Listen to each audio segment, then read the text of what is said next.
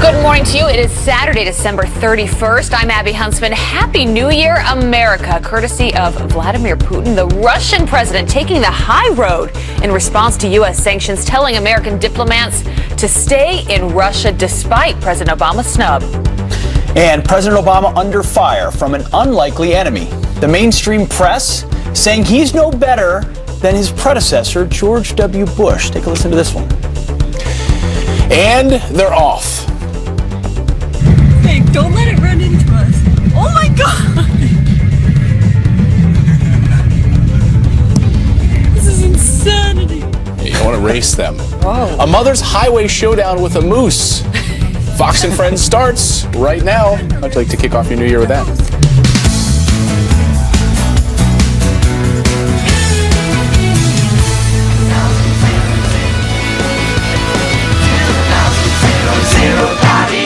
Be so calm. They're expecting how many people in Times Square tonight? Do we know? I don't know. Like 800 million. Is it 800 million? It's out of control. Even Rick Reichmuth is there right now. He's standing by at the ball, He's getting braving a it preview. this morning He'll with be all there. those people who are not there yet. Rick, is anyone in nice Oh, glasses, man? wow. Is anyone there yet besides you? Look at that. He's not Just even... me, and I'm regretting.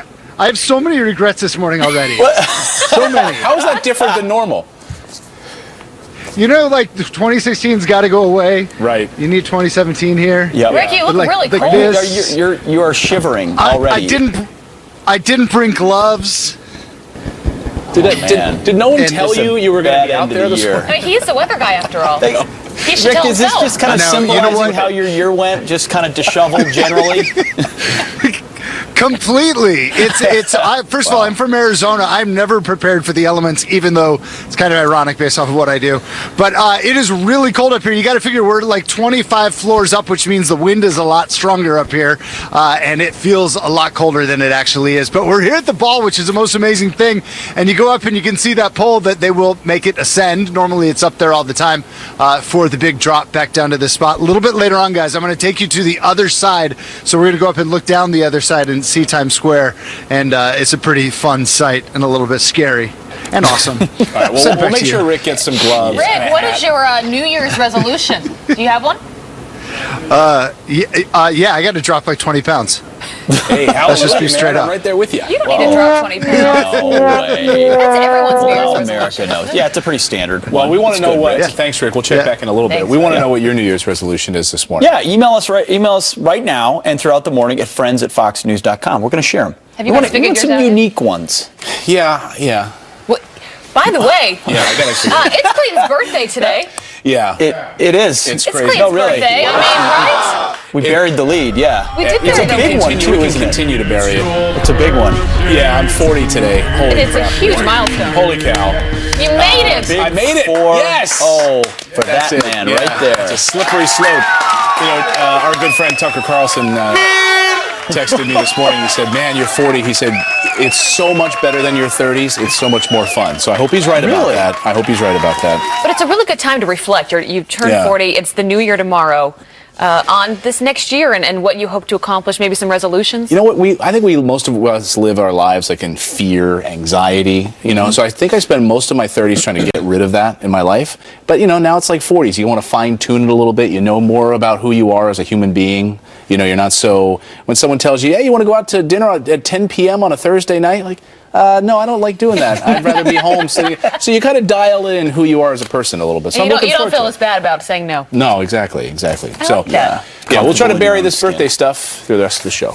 No, we're going to be celebrating all morning long. There's got to New be a Year's cake and Clayton's coming or birthday. something. Yeah. No. But there was some big news we've been following all week, last couple days actually, but some new developments yesterday with what's going on with Russia and Vladimir Putin. He's bringing in the new year, too. He if you see from is, that and he is photo. now refusing to expel American diplomats in response to the U.S. sanctions, earning praise also from President-elect Donald Trump. No, that's exactly right. This is what, so you know how it progressed. There's the allegations of Russian hacking or alleged election influence. Then Obama levels sanctions, as we've talked about the last couple of days. But it's really seen as a slap on the wrist. So how is Putin going to respond? And this is what Putin decided to do. Here's a quote. He said, although we have the right to retaliate, we will not resort to irresponsible kitchen diplomacy, but will plan our further steps to restore Russia-U.S. relations based on the policies of the Trump administration. Moreover, in sort of a jab, he says, I invite all children of U.S. diplomats accredited in Russia to the New Year's and Christmas children's parties in the That wasn't Kremlin. sort of a jab. That's like a stab. If you really want to celebrate Christmas, you want to go to the Kremlin. I mean, that's the place where you, and New Year's Eve, you want to go to the Kremlin. That's where it's always been. But it's a total slap. I mean, here in the United States, President Obama says, look, you guys are expelled. Get out. We're sending you back, and these Russian diplomats out of Washington, D.C. You're going back to Russia. Pack your bags.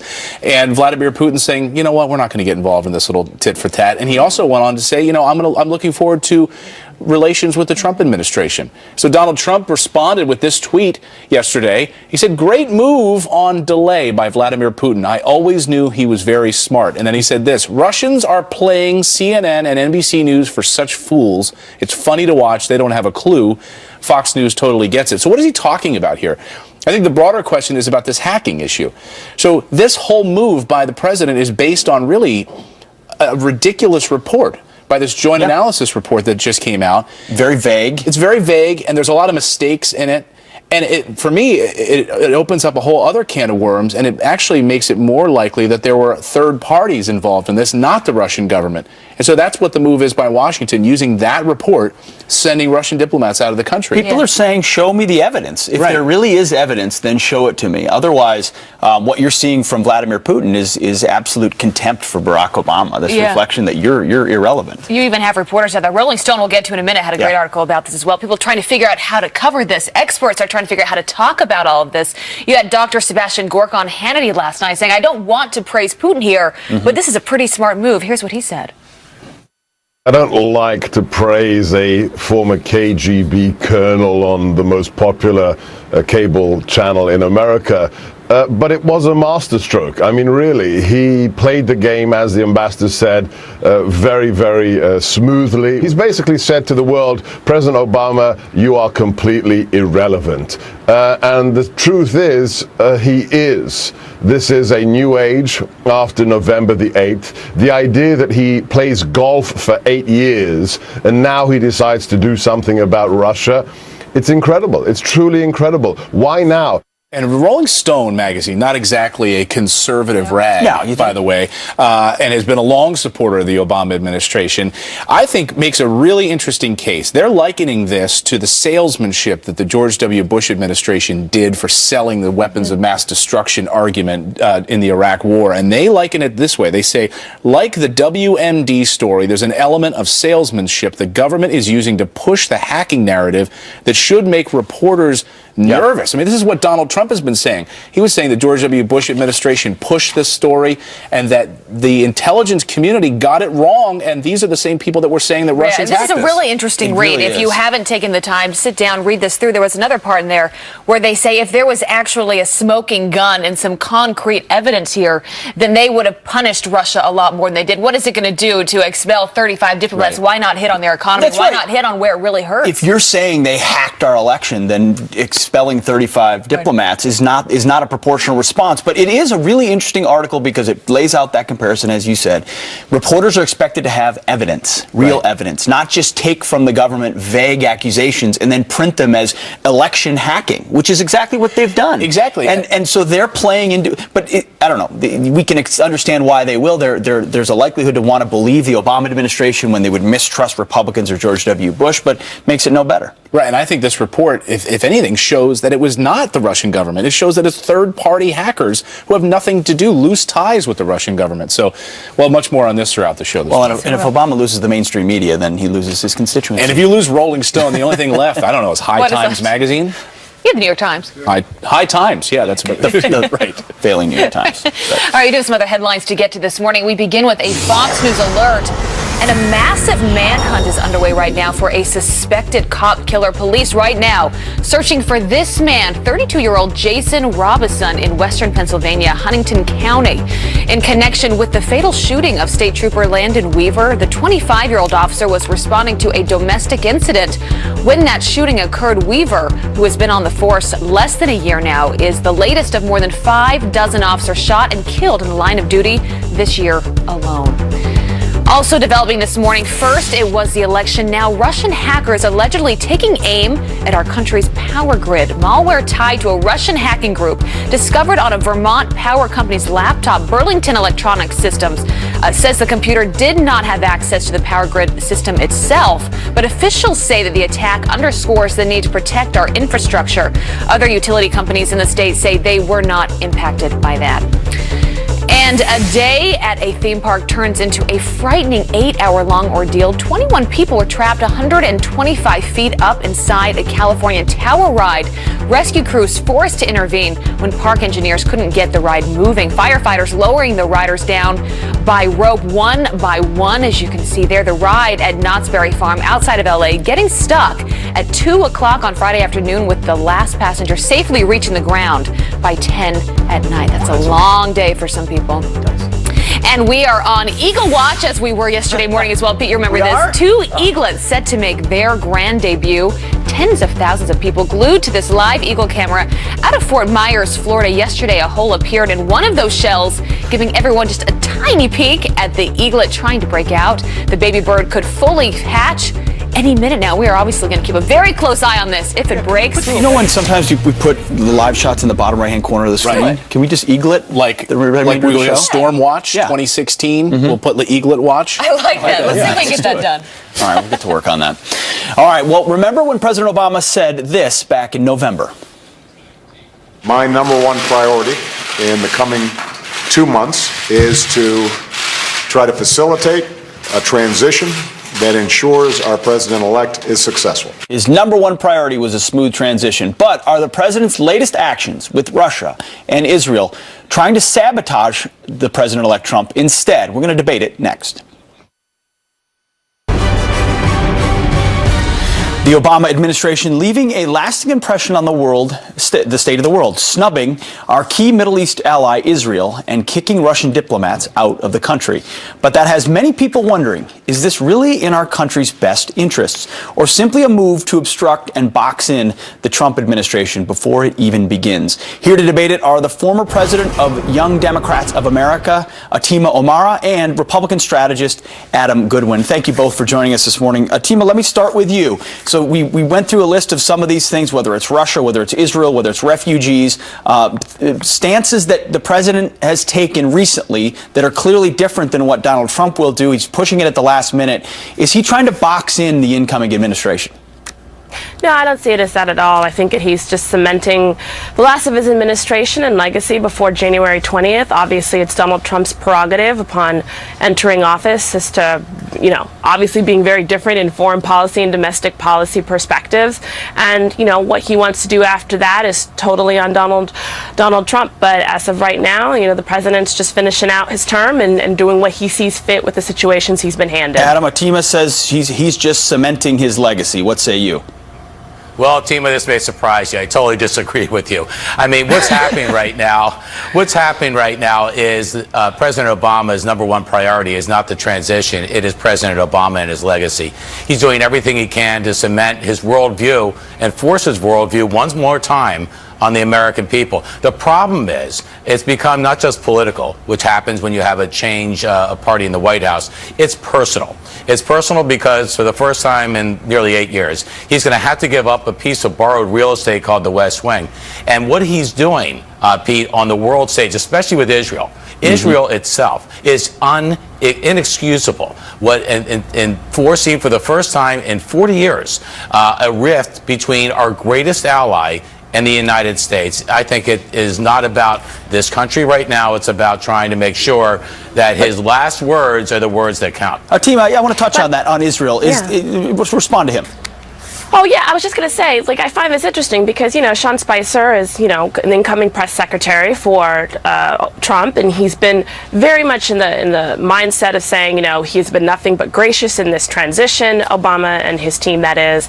And, obviously that the president-elect is going to be proactive. I think that, the President-elect Trump has been so proactive that he's kind of violated, I think, his one president at a time mantra that has been pretty sacred amongst previous vice president-elects before. But I think that for me, when I look at this, and I think most folks who look at this, it's one president at a time. And this is his perspective. Donald Trump is going to be very different when he is president, starting January 20th on his foreign policy, and that's his prerogative to change. We've heard this from critics, one president at a time, but when one president is doing such damaging things like that UN vote or others, how do you not make your voice heard?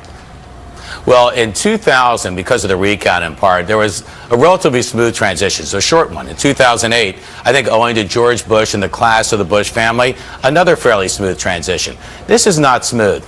And when it comes to Israel, I'm going back to Israel because it's a great metaphor. Here's something where for the first time in 40 years, we went south on an ally, which has got our allies questioning America's commitment to them, and it's dividing the country. It isn't right. It's okay to have a point of view. It's not okay on your way out to try to throw Molotov cocktails into a foreign policy that's very complicated. And I think it's reckless. Atima, the other part of this is that President Obama and his allies have said they're not going to go quietly into the night. He's going to stay in Washington, D.C. They're going to continue to oppose some of Trump's positions. So can you understand the frustration of the incoming administration? They feel like not only are they not getting a smooth transition, but they're going to get perpetual opposition. Well, again, Spicer himself, incoming press secretary, has been. But others have said that it's quite different. Well, so obviously there's varying perspectives on that. But, Obama's staying in Washington because his daughter is finishing high school. Last 2 years, it said, well, that's totally understandable. Obviously, he can't control all of his allies and certainly what they're going to say. But, if Trump, when he assumes the presidency in January, wants to have some goodwill with his predecessor, and he has said, we have good conversations, obviously not messing with things when it comes to sort of working with foreign world leaders and confusing China or confusing Russia on who is at least president right now, I think is primarily in his best interest. Atima, we're gonna have to leave it right there for the both of you. Thank you for a fair and balanced debate this morning on what the future holds. Thank you both. Happy New Year. Great, thank you. Happy New Year. All right. More than 6 police officers have been killed in the line of duty this year, including last night's murder of a Pennsylvania state trooper. But this painting depicting officers as pigs is now hanging inside our nation's capital. Who approved that? Well, we're going to look into that next. And call it the flood before the storm. Hundreds of refugees rushing into the United States before President Trump takes office. And many of them settling in one particular state. We're going to tell you where.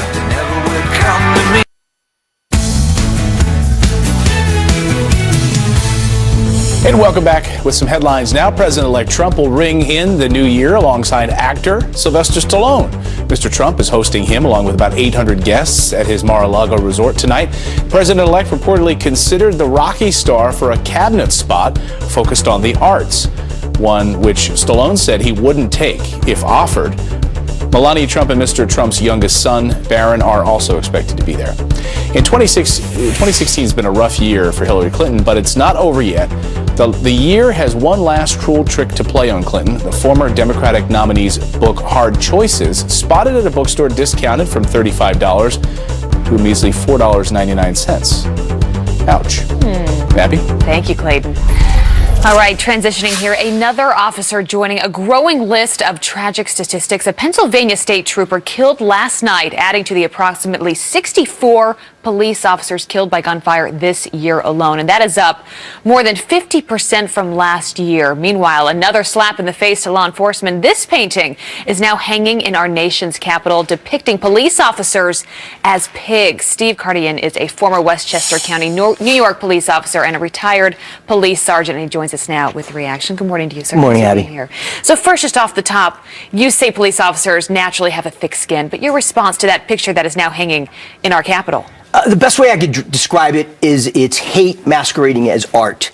It's deplorable, it's horrible, especially to the families this past year that have lost their loved ones. So we've reached out to the representative, Lacey Clay from Missouri, to get a statement. They have not yet responded to our ask. But what does this do overall to the morale, to the up and coming police officers? It's already diminished what's already been a diminishing morale for the past 8 years. So you've got this representative from Congress that has gone and endorsed basically this horrific scene that's played out, and that's what sends a really horrible message. You've got impressionable people, young people that are out there seeing that, oh my God, it's in the Capitol building, and now they take it upon themselves to say, you know what, this is real, when it's not. It's a false narrative that didn't happen, that was pushed by the mainstream media, and it's just a fallacy and never happened. You look at this past year, it has been a tough one for police officers. I just mentioned those stats. We can put those back up here. In the last year alone, 64 killed by gunfire this year. That is up 50% from the year before. Looking to year 2017, how can this change? What needs to happen? We need a new and vibrant view on law enforcement. The incoming president-elect is pro-cop. We haven't had that for 8 years. You know, starting back in 2009 with Beergate, with President Obama and the Cambridge Police Department, where without the proper information, he maligned the Cambridge police, saying they were stupid. And ever since then, politicians, including himself, have been able to go on television, go on broadcast, and criticize police officers before they have all the facts. And we've seen it over and over and over and again. And that spurred the narrative, that spurred the anger that is a false anger. And it leads oftentimes to misconceptions.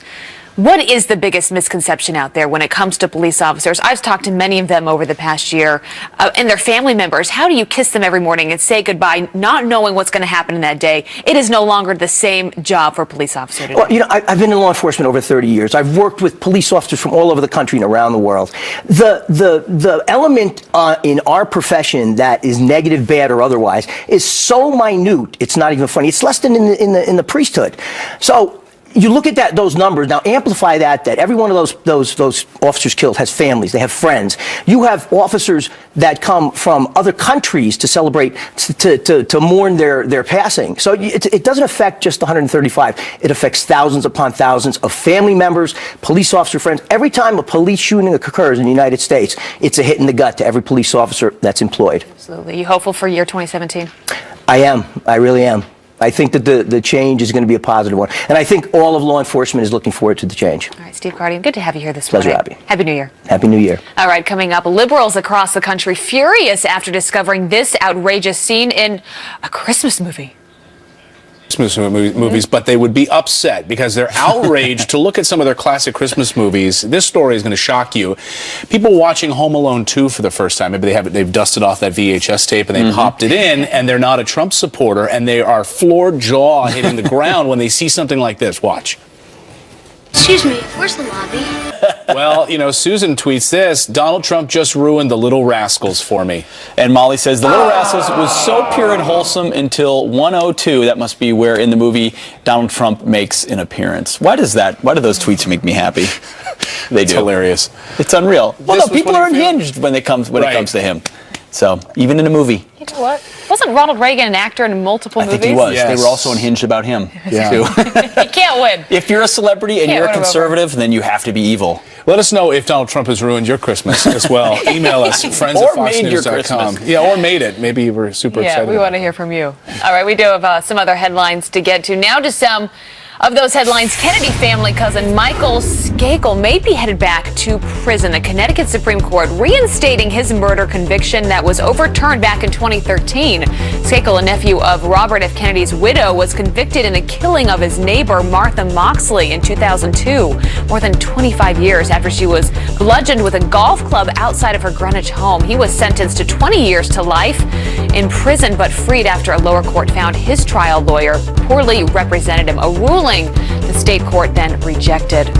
And there's this, a parting gift from the Obama administration to Nebraska, an extra 500 refugees within the first 3 months of 2017. Next year's resettlement rate for the state now higher than it's been in 3 decades that it's been part of the federal program to take in refugees. By March, Nebraska will take in more asylum seekers per capita than any other state in the country.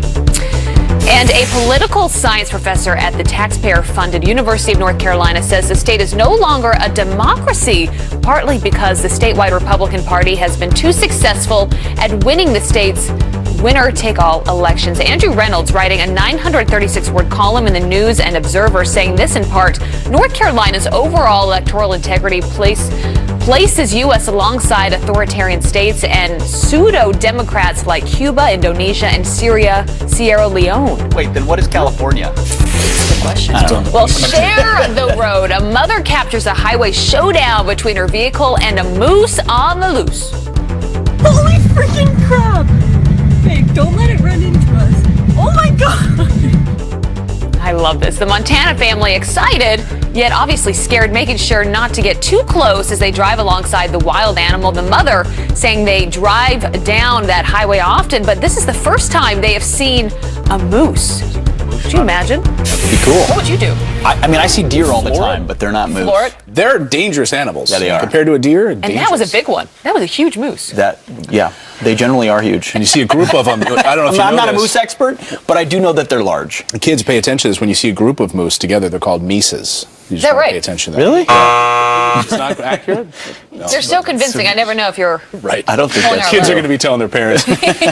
No, that's not accurate. Well, coming up here on the show, from terror to hacking, President-elect Trump faces a series of crises when he takes office. So how will these events play out in 2017? Plus, Hollywood A-listers boycotting Mr. Trump's inauguration based on so-called principles. So why did stars like Beyonce have no problem performing for dictators like Muammar al-Gaddafi?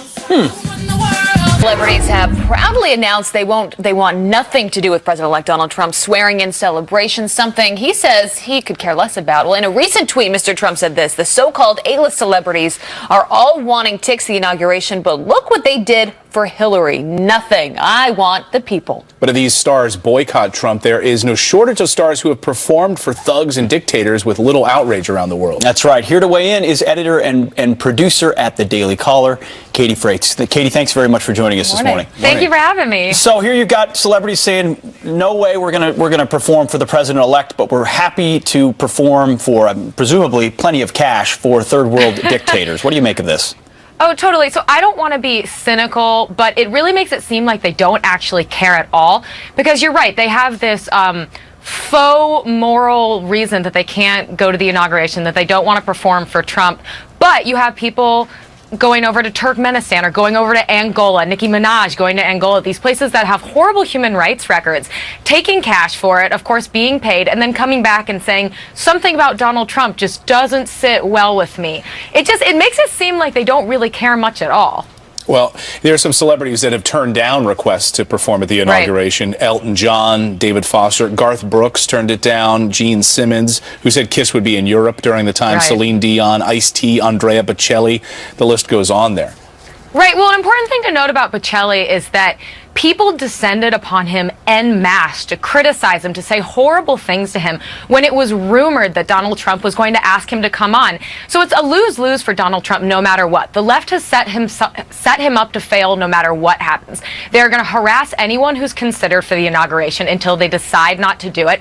And then they're going to mock him for not being able to get anyone to come on. And it's kind of funny. I think if millionaires and billionaires and all the celebrities came down to his inauguration, they would say it looked like a coronation, but because he can't get any celebrities to show up, they mock him for it. It's kind of ridiculous. Yeah, maybe you could say they could step up and do this for America, but at the same time, Right. to President-elect Donald Trump's tweet, I thought he was spot on that. He did not win Right. based on these A-listers. You think about Hillary Clinton, how many got out to campaign for her, from Katy Perry, the Right. list goes on and on, Beyonce. Do the American people even care that the A-listers won't be there at the inauguration? If anything, that might benefit him. Well, exactly. And I think it's an opportunity that they have missed, that they could have gone to this inauguration. They could have presented their message. It could have been a moment to heal the nation. There's been so much talk about bringing the nation together after all of these divides that were brought out by the election. And instead, they're keeping those divides in place and worsening them by telling their fan bases and telling America to boycott the inauguration. Don't turn it on. Don't go. Don't watch it. That's not going to do anything to bring our nation together. Katie, crawl into the minds of these celebrities, which is a dangerous place to crawl into, but Especially Mariah Carey. That's right. What is the moral equivalence of I will perform for the Libyan dictator Gaddafi, who oppresses his own people, a terrible human rights record as you talked about, but I won't perform for Donald Trump elected by Americans in a free and fair election? Why is it reflexive anti-Americanism? Is it is it partisanship? What is it? I think it's political expedience in that they provide a different set of standards for themselves than they give to, say, American people. A great example of this is Memories Pizza in Indiana. They gave that hypothetical situation that they wouldn't cater to a gay wedding, and everyone lost their minds. But it was based on a conscientious objection to something that they morally felt like they couldn't do. This is the same thing these celebrities are doing with the inauguration. They're saying morally, conscientiously, they can't do this. And in America, you shouldn't be forced to do something, provide a service that you don't want to provide. But it seems okay for celebrities to do it in this sense, but for regular Americans like Memories Pizza to not do it. Well, meanwhile, Jackie Ivanko, who has said she will perform, she was a runner-up in America's Got Talent. She is fabulous. Her voice is unbelievable. And her numbers now, I mean, through the roof. I mean, she is totally benefiting from opportunities. This. Talk about karma, huh? Yeah, well, and good for her. I mean, good for her. And I think she'll be amazing at the inauguration. And there's a couple other people like Jennifer Lopez performing for Turkmenistan's president, who's been accused of running one of the most repressive governments in the world. I mean, the list goes on. Yeah. It's okay for them to go over there and to perform for these despots, but when you're having to perform in Washington, D.C. for Donald Trump, they're not going to do it.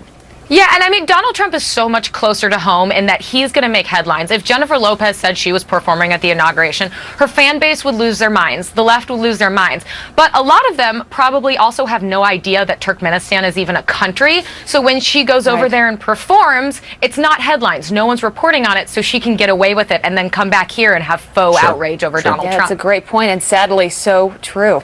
All right. And also, when you're in Turkmenistan, you can actually hear that she can't sing because when she's here, and she has to use auto-tuning to sing. I maintain that she can't. I maintain that she can't. First was Mariah Carey, then it was Jennifer Lopez. Sorry, I maintain that She's she can't. on fire today. Yeah. Look out. Katie, thanks for being here this morning. Good to see you. Thanks for having me. Happy New Year. Happy New Year. All right, well, from terror to hacking, President-elect Trump faces a series of crises when he takes office. How will these events play out in 2017? And a new year means new laws, including lifting bans on pitchfork hunting. You can now go and...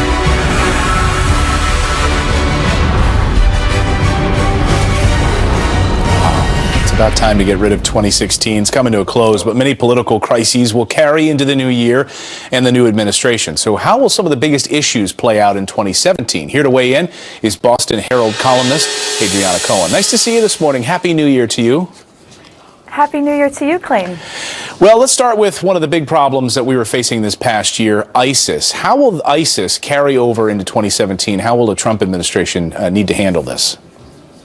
Yeah, Donald Trump is going to have to take a much more aggressive approach to finally eviscerating this evil, because they have now spread their tentacles, their ultraviolet tentacles, into 30 countries. And we saw horrific attacks this year, not only abroad in Turkey, Brussels, and Nice, but we saw it here at home. A radicalized jihadist committed the worst mass shooting in Orlando at the Pulse nightclub. And so Donald Trump needs to get much more aggressive, whether it's militarily, disrupting ISIS's financial pipeline, disrupting its oil trade, or clamping down on the poisonous ideology that ISIS is spreading online. Right. We've seen top leadership killed among ISIS. They're having to come out of their holes, so to speak, and come to the surface for the first time. Do you think the Trump administration will continue to go after the leaders, or do they need to, as you say, go after more of the finance infrastructure? They need to do all of the above. I mean, first of all, Baghdadi is still at large. We definitely need to continue to take out its top leadership. But the social media, the spreading of propaganda online is extremely dangerous, because every time our military takes out a soldier on the battlefield, if they're just going to recruit 5 or 10 more online, we're going to end up nowhere. We're going to be like spinning in a wheel. So we have to, I think Donald Trump is going to have to work with the social media giants like Facebook and Twitter and others to really get much more aggressive in clamping down the propaganda that's spreading online like wildfire. It's very troubling. Right, getting these lone wolves in different countries. What about police officers killed in the line of duty? We saw, just a tragic year for police officers. What are we going to face in 2017?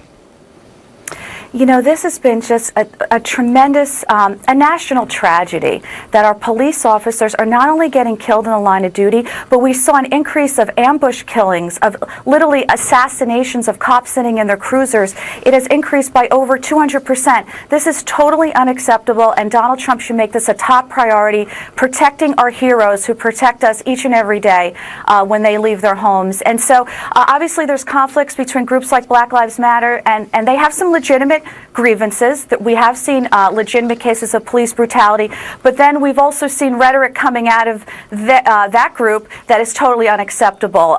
So Donald Trump needs, and community leaders need, to bridge the divide between these two, but most importantly, to protect our police officers. Yeah, we saw all these protests, of course, this year as well. People taking to the street, and a lot of times falsely, what they were, Right. laying claim to police brutality ended up in it not being the case at the end of the day. How does Donald Trump bridge that gap in the community? We know that he's got people he wants to go into these communities and actually work with them. Do you think he'll be able to do that?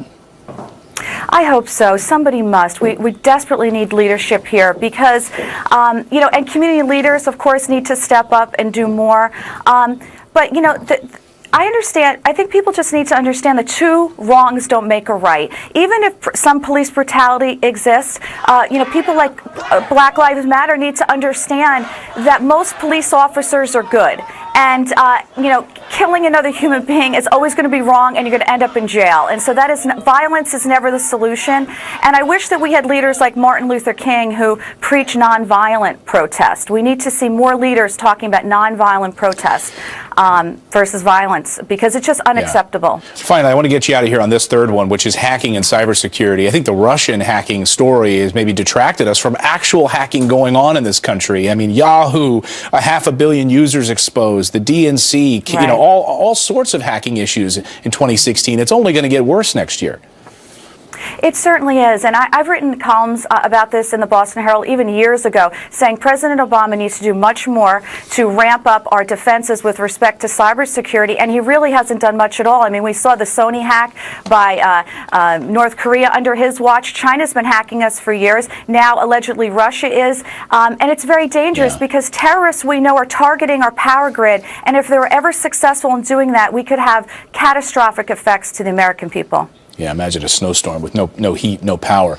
Adriana, great to see you this morning. Thank you so much from the Boston Herald. We appreciate it. Happy New Year. Great to be here. You too. Thanks.